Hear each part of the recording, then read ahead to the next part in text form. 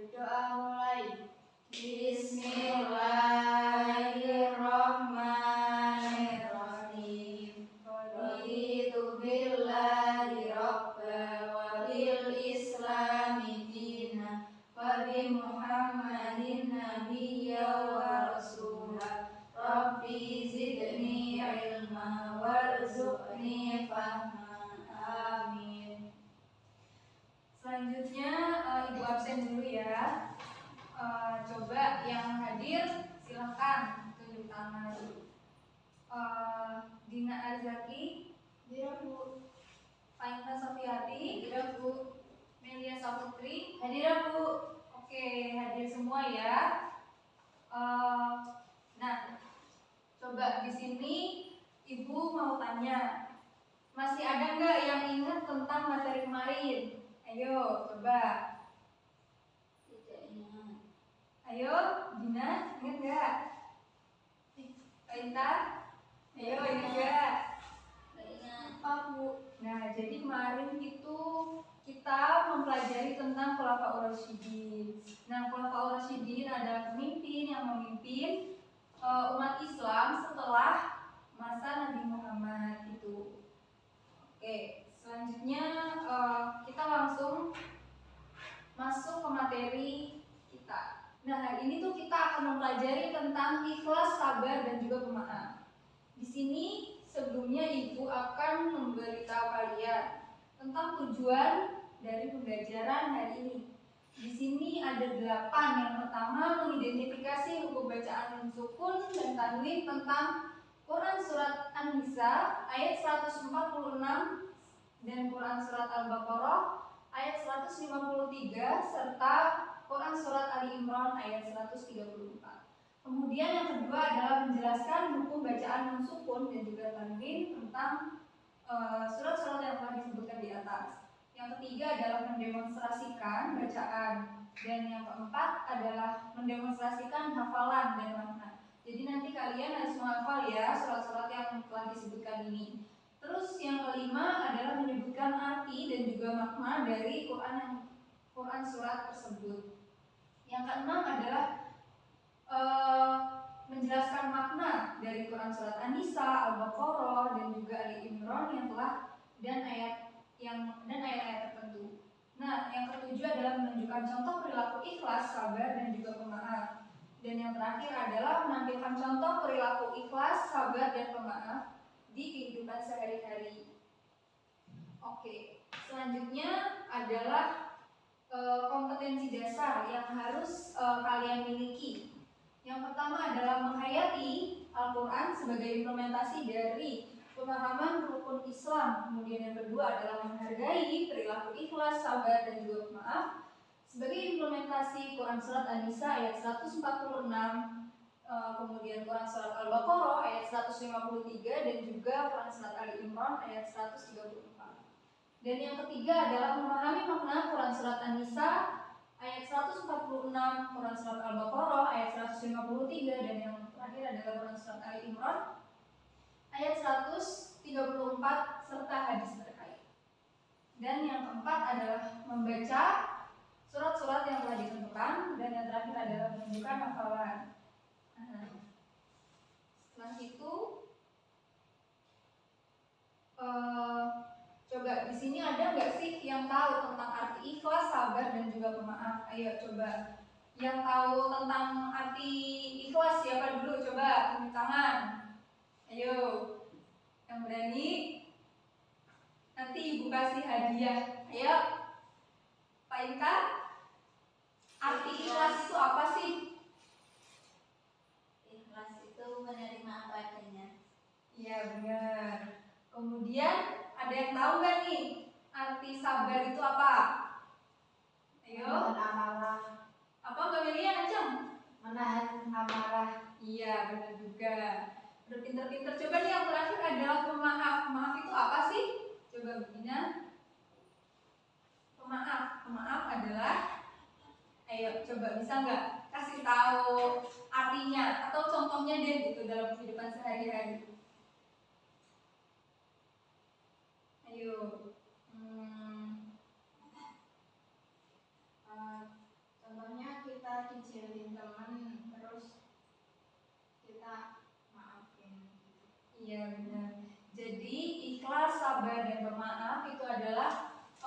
beberapa contoh perilaku terpuji ya yang harus kalian implementasikan atau terapkan di kehidupan sehari-hari.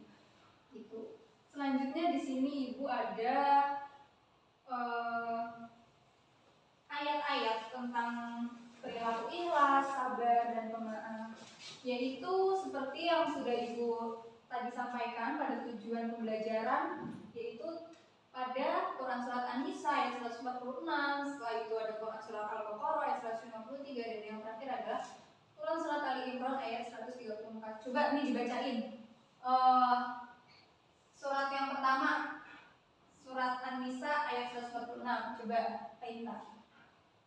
Bismillahirrahmanirrahim. Illal ladzina tabu wa aslahu wa'tasamu billahi wa akhlasu dinahum lillahi fa ulaika ma'al mu'minin wa sawfa yu'tillahu lil mu'minina ajran 'azima. Shadaqallahul 'azim. Oke, terima kasih. Kemudian yang kedua, Mbak Dina coba bacain. Al-Baqarah ya. Iya. Bismillahirrahmanirrahim. Ya ayyuhalladzina amanu ista'inu bis-sabri was-salah innallaha ma'as-sabirin. Dan yang terakhir coba Mbak Melia bacain surat Ali Imran ayat 134. Coba. A'udzu billahi minasyaitonir rajim. Bismillahirrahmanirrahim. Alladzina yunfiquna fis-sarra'i wad-dharra'i wal-kadhiminal ghaidha wal-'afi 'anil nas wallahu yuhibbul muhsinin. Shadaqallahul 'azim. Oke, makasih yang udah ngebacain. Jadi pada ketiga ayat ini dan ketiga surat ini itu dijelaskan nih pada surat An-Nisa ayat 146 itu dijabarkan tentang perilaku ikhlas. Kemudian di surat Al-Baqarah ayat 153 itu dijelaskan tentang perilaku sabar, dan yang terakhir itu pada surat Ali Imran ayat 134 itu membahas tentang apa? Yang terakhir? Ayo apa? Pemaaf. Nah, gitu. Nah, untuk selanjutnya di sini Ibu akan menjelaskan tentang hukum nun mati dan juga tanwin. Nah, apa saja yang menjadi hukum bacaan nun mati dan tanwin ini? Di sini itu ada 4, tapi penjabarannya itu ada 5.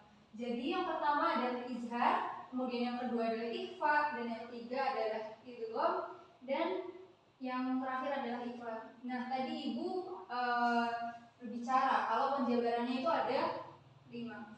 Nah, jadi di sini itu idgham itu terbagi menjadi 2, yaitu idgham bi gunnah dan juga idgham bila gunnah. Oke, selanjutnya di sini Ibu akan menjelaskan tentang izhar dulu nih. Nah, izhar adalah ketika atau apabila nun sukun atau tanwin bertemu dengan salah satu ke-6 huruf ini. Apa aja ini? Hamzah atau alif, ha, ho, ain, ghain, dan dal. Nah, kalau ada nun sukun kayak gimana ayo? Nun sukun atau tanwin. Ini tanwin ya. Nun sukun atau tanwin bertemu dengan ke-6 huruf ini itu dibaca jelas. Tuh. Kemudian yang kedua adalah ikhfa. Ikhfa ini apa sih? Nah, ikhfa adalah apabila nun sukun atau tanwin itu bertemu dengan ke-15 huruf hijaiyah. Yuk, coba disebutin. Bedina mana aja nih huruf ikhfa? Coba sebutin. Ada 15. Ta, Ya, terus dal, zal, za, sin, shin, sad, dal, ta, ta, ha, qaf, kaf. Nah, ya. Apabila ada nun sukun atau tanwin bertemu dengan ke-15 huruf ini, itu dibaca samar gitu. Tidak jelas gitu ya arti samar itu. Dan yang ketiga, ini di sini adalah idgham bi gunnah dan juga idgham bila gunnah. Di sini kalau idgham bi gunnah yang termasuk huruf idgham bi gunnah adalah ini. ya, nun, mim, dan waw. Sedangkan huruf yang lam sama ro ini termasuk idgham bila. Yang terakhir adalah iklab. Iklab adalah ketika nun sukun atau tanwin bertemu dengan huruf ba. Jadi dibacanya itu kayak gitu. Nih, ibu akan memberikan contohnya. Nah, di sini ada contoh-contohnya ya. Yang pertama adalah izhar. Izhar tadi ketika nun sukun atau tanwin bertemu dengan huruf apa aja? Alif, ha, ho, ain, ghain, dan ha. Di sini nun mati itu bertemu dengan huruf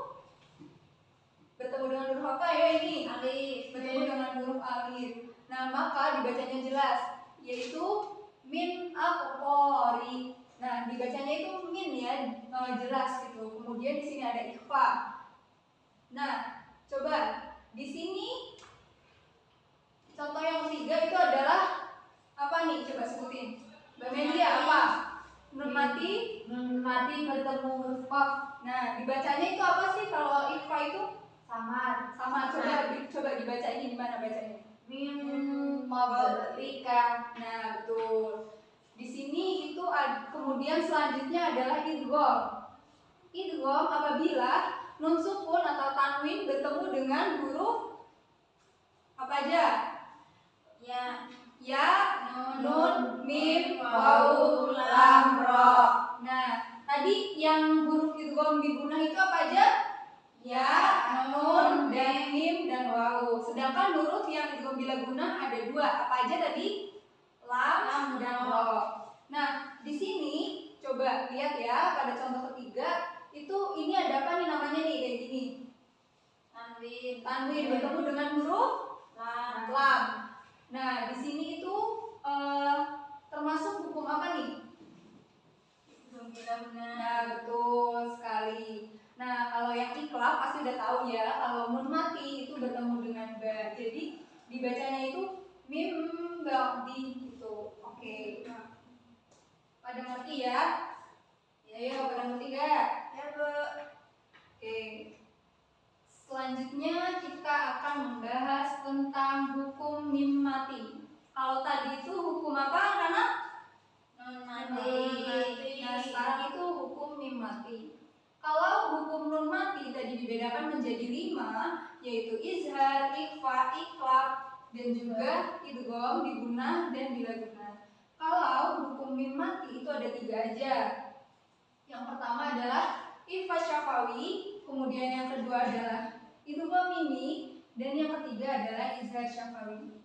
Nah, kalau izhar ikhfa syafawi itu apabila nun mati bertemu dengan huruf ba, itu dibaca samar. Contohnya ini. Inna rabbahum bihim, itu disamarkan ya. Kemudian contoh yang kedua adalah idgham mimi. Idgham mimi ini apabila mim mati atau tanwin bertemu dengan mim juga, itu disebut idgham mimi. Nih contohnya nih. Nah, dan yang terakhir adalah apa nih? Ikhfa syafawi. Apabila mim mati bertemu atau tanwin bertemu dengan 26 huruf hijaiyah ini, maka dibaca dengan jelas ya. Oke. Coba di sini ada nggak nih yang berani nyontohin hukum bacaan mim mati? Coba ayo maju. Saya, Bu. Ya, ayo bener maju. Berani banget nih. Coba ya.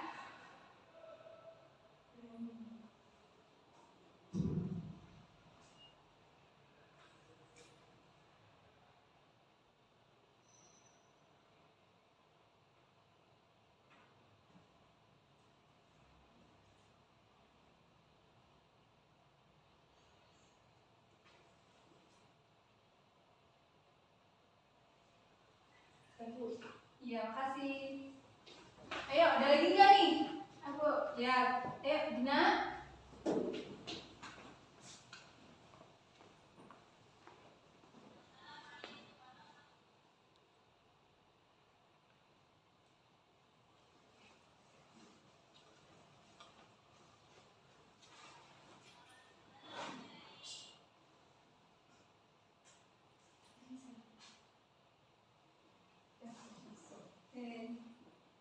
coba ada lagi nggak nih? Satu kolom lagi.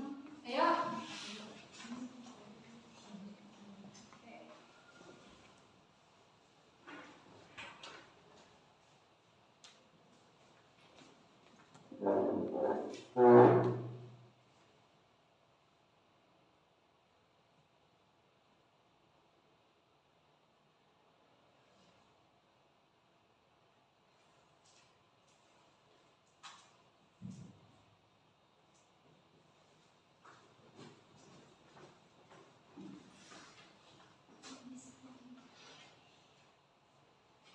Ya, makasih. Nah, di sini kenapa nih Melia kok nyebutin kalau ini termasuk idgham mimi? Coba jelasin. Karena mim sukun bertemu dengan huruf mim, Bu. Oh iya, benar banget. Karena apa? Mim sukun atau mim mati bertemu dengan huruf mim atau mah ya. Nah, di sini selanjutnya Dina. Kok alhamdulillah disebutnya izhar syafawi? Kenapa nih? Karena mim sukun bertemu dal. Iya, benar banget. Karena mim mati atau mim sukun bertemu dengan huruf dal. Yang terakhir, nih, Painta coba sebutin alasan kenapa kok ini termasuk ikhfa syafawi. Karena mim mati bertemu huruf ba, Bu. Iya, benar banget. Ini udah pada paham ya kayaknya. Oke, selanjutnya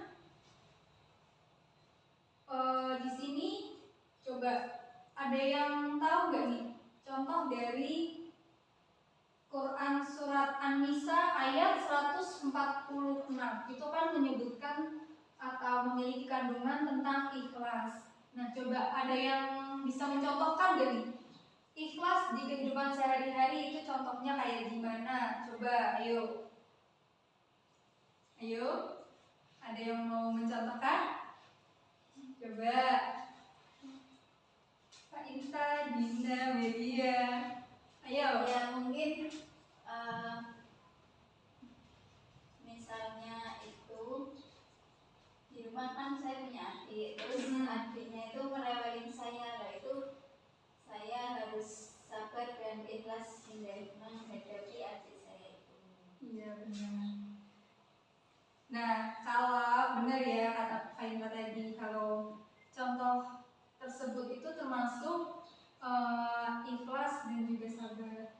Mungkin kalau ibu boleh membenerin, itu termasuk contoh dari perilaku sabar, gitu ya. Nah, di sini ibu akan memberikan beberapa contoh terkait tentang perilaku ikhlas di kehidupan sehari-hari.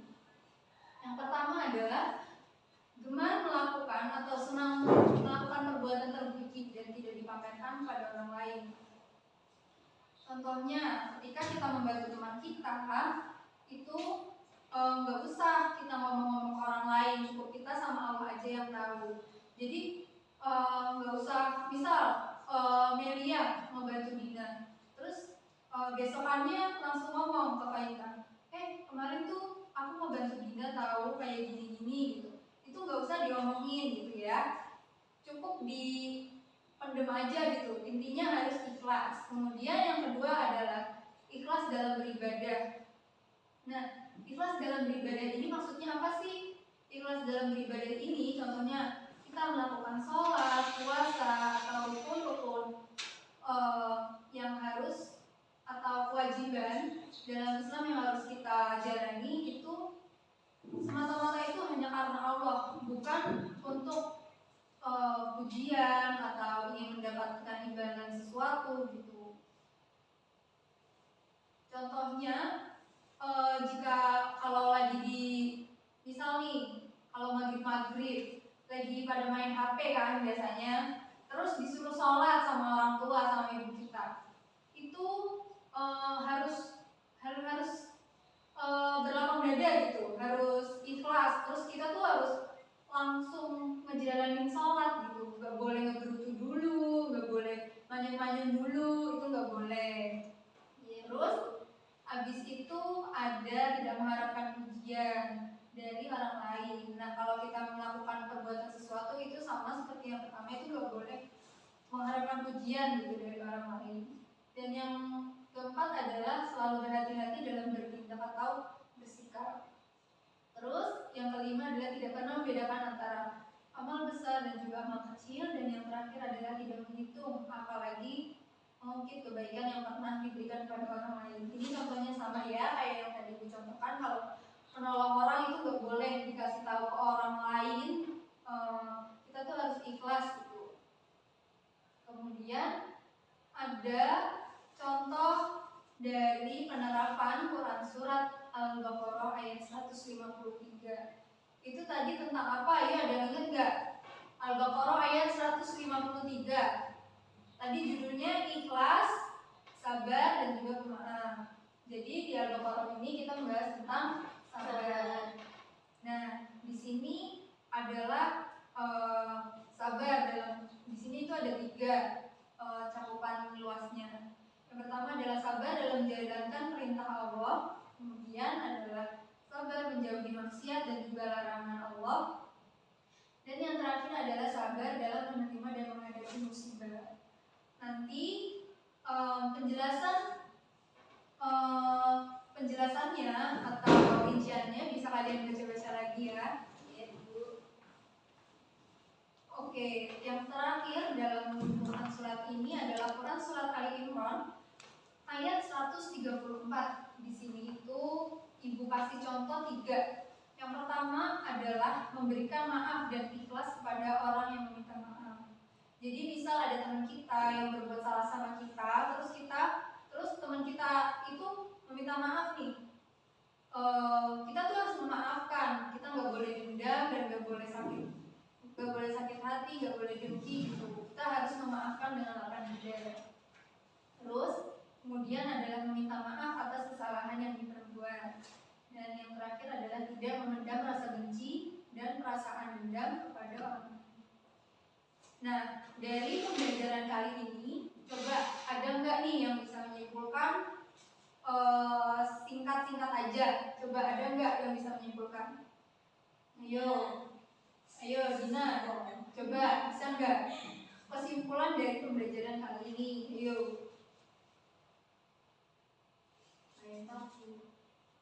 Ayo, kok tunjukin kan? Ayo Melia. Kesimpulannya dari pelajaran hari ini tuh Bu, kita itu harus bisa sabar ketika mendapat musibah misalnya, terus ikhlas apapun yang diberikan kepada kita tuh harus ikhlas. Terus kita itu juga harus belajar menjadi orang yang pemaaf, gak boleh dendam, gak boleh marah, gak boleh emosi. Ya Bu. Iya benar. Jadi kesimpulannya pada pembelajaran kali ini, kita itu harus menerapkan perilaku ikhlas, sabar, dan pemaaf pada kehidupan sehari-hari. Nah, kalian kalau di kehidupan sehari-hari harus harus menerapkan atau mengimplementasikan perilaku tersebut. Nah, nanti ibu kasih PR atau tugas halaman 132 di buku cetak ya. Coba dilihat, itu kan ada pilihan ganda sama esai, nanti itu dikerjain. Terus besok dikumpulin di meja ibu, ya. Terus ingat, minggu depan itu kita udah UAS. Kalian harus baca-baca lagi tentang materi ini sama materi-materi sebelumnya, harus diulang ya. Biar nanti hasil akhir dari UASnya itu bagus dan memuaskan. Jadi itu kalian bisa ada rasa seneng gitu. Terus orang tua juga pasti kan seneng kan kalau kalian dapat nilai yang bagus. Dan ingat, kalau ngerjain UAS itu harus sendiri-sendiri, nggak boleh bekerja sama.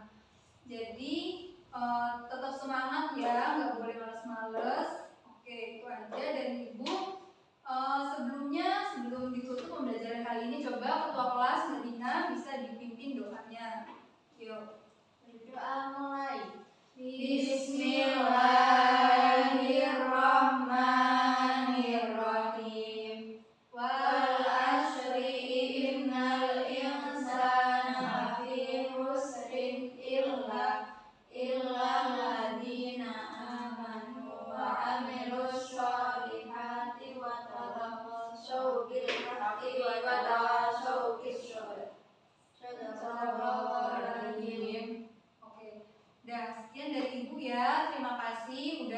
tertib kali ini. Wassalamualaikum